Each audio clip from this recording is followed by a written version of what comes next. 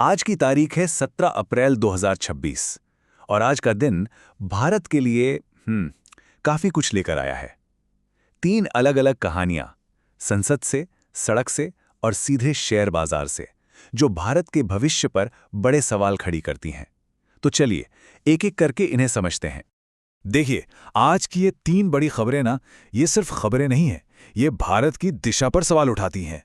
सोचिए, एक तरफ पार्लियामेंट में भविष्य की राजनीति पर जोरदार बहस चल रही है, दूसरी तरफ नोएडा की सड़कों पर हंगामा और अशांति है, और फिर इन सबसे अलग शेयर बाजार अपनी ही धुन में कुछ और कह रहा है।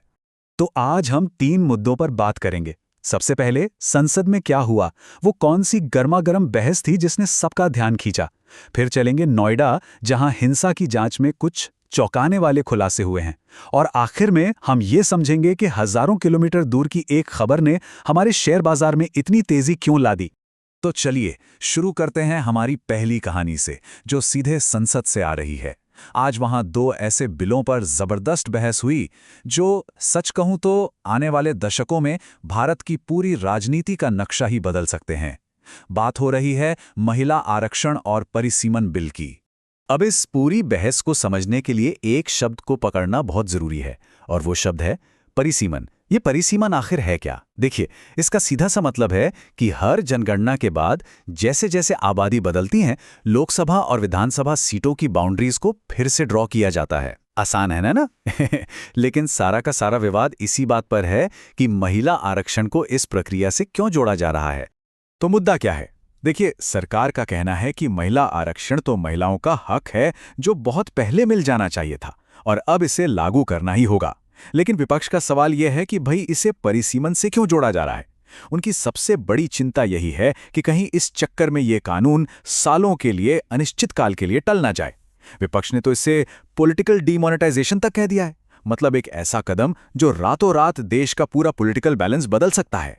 सरकार के इस रुख को प्रधानमंत्री नरेंद्र मोदी के शब्दों से और भी अच्छे से समझा जा सकता है। उन्होंने साफ कहा कि हम कोई एहसान नहीं कर रहे हैं, ये तो नारी शक्ति का अधिकार है जिसे देने में हमने दशकों की देरी कर दी है। साथ ही सरकार ने यह गारंटी भी दी है कि इसे बिना किसी भेदभाव के लागू किया जाएगा। और दूसरी तरफ है विपक्ष। उनकी चिंता को तेलंगाना जागृति की प्रमुख के कविता के बयान में साफ देखा जा सकता है। उन्होंने कहा कि जिस तरह से बिल को परिसीमन से जोड़ा गया है, ये तो एक पोस्ट डेटेड चेक जैसा हो गया है, मतलब एक ऐसा वादा जिसकी कोई तारीख ही तय नहीं है। और क्यों? क्योंकि परिसीमन इतना पेचीदा मुद्दा है कि उस पर सारी पार्टियों में एक राय बनाना भाई बहुत मुश्किल काम है। तो ये तो हुई संसद की बात। अब वहां से चलते हैं नोएडा की सड़कों पर। आपको याद होगा, वहां हाल ही में हिंसा हुई थी। उसकी जांच में एक, कह सकते हैं, बहुत बड़ा और सनसनीखेज खुलासा हुआ है। पुलिस का दावा है कि इस हिंसा को भड़काने के पीछे किसी विदेशी ताकत का हाथ हो सकता है। एक बार जल्दी से रिकैप कर लेते हैं कि हुआ क्या था। देखिए, कहानी शुरू हुई 10 अप्रैल को एक सीधी साधी वेतन वृद्धि की मांग को लेकर फैक्ट्री कर्मचारी प्रदर्शन कर रहे थे। लेकिन सिर्फ 3 दिन बाद 13 अप्रैल को यही प्रदर्शन अचानक हिंसक हो गया और फिर बड़े पैमाने पर तोड़फोड़ और आगजनी हुई। और अब आज 17 अप्रैल को पुलिस की जांच ने इस मामले में एक बिल्कुल नया एंगल जोड़ दिया है। और ये नया एंगल ही इस केस का सबसे बड़ा खुलासा है। पुलिस कमिश्नर लक्ष्मी सिंह ने खुद बताया है कि पाकिस्तान से ऑपरेट हो रहे 2 एक्स हैंडल्स, यानी पुराने ट्विटर हैंडल्स, से फेक न्यूज़ फैलाई गई। और हुआ ये, किसी गलत जानकारी की वजह से जो भीड़ शांति से वापस जा रही थी, वो फिर से इकट्ठा हो गई और हिंसा भड़क उठी। अब ये एक बहुत ही गंभीर आरोप है। तो पुलिस की जांच में ऐसे 2 सोशल मीडिया हैंडल्स की पहचान की गई है, और ये दोनों पाकिस्तान से चलाए जा रहे थे। इनका मकसद सिर्फ एक, गलत खबरें फैलाकर भारत में अशांति पैदा करना। मामला कितना गंभीर है, इसका अंदाजा इसी बात से लगाइए कि पुलिस ने अब तक इस केस में 13 अलग अलग एफआईआर दर्ज की हैं। और एक्शन जमीन पर भी दिख रहा है। सीसीटीवी फुटेज और दूसरे सबूतों के आधार पर अब तक 62 लोगों को हिरासत में लिया जा चुका है। चलिए अब नोएडा से निकलते हैं और रुख करते हैं आज की तीसरी और आखिरी बड़ी खबर का। इसका लेना देना है अंतर्राष्ट्रीय शांति और हमारी आपकी जेब से, यानी भारतीय अर्थव्यवस्था से। हुआ ये है कि पश्चिम एशिया में तनाव कम होने की सिर्फ एक उम्मीद ने आज भारतीय शेयर बाजार में जैसे नई जान फूंक दी। लेकिन मन में सवाल आता है ना कि हजारों किलोमीटर दूर कुछ हो रहा है तो उसका हमारे शेयर बाजार पर इतना सीधा असर कैसे पड़ जाता है। तो देखिए, इसका सीधा सा जवाब है भरोसा। अमेरिका और ईरान के बीच बातचीत की जो उम्मीद जगी है, उसने इन्वेस्टर्स का कॉन्फिडेंस बढ़ा दिया है।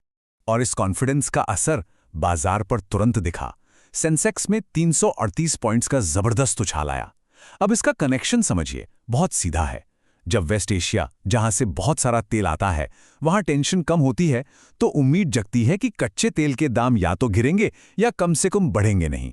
और भारत जैसे देश के लिए, जो अपना ज्यादातर तेल बाहर से खरीदता है, ये महंगाई कम होने का एक बड़ा संकेत है। बस इसी उम्मीद ने इन्वेस्टर्स का जोश बढ़ा दिया और बाजार ऊपर चढ़ गया।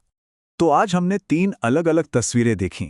संसद में भविष्य की नीतियों पर जोरदार बहस, सड़क पर एक सामाजिक अशांति जिसके पीछे एक विदेशी साजिश का एंगल है, और बाजार जो दुनिया की हलचल पर रिएक्ट कर रहा है। ये तीनों कहानियां भले ही अलग-अलग हों, लेकिन मिलकर एक बहुत बड़ा सवाल पीछे छोड़ जाती हैं कि आज की ये सुर्खियां आने वाले कल के भारत के बारे में हमें क्या बता रही हैं। सोचिएगा जरूर।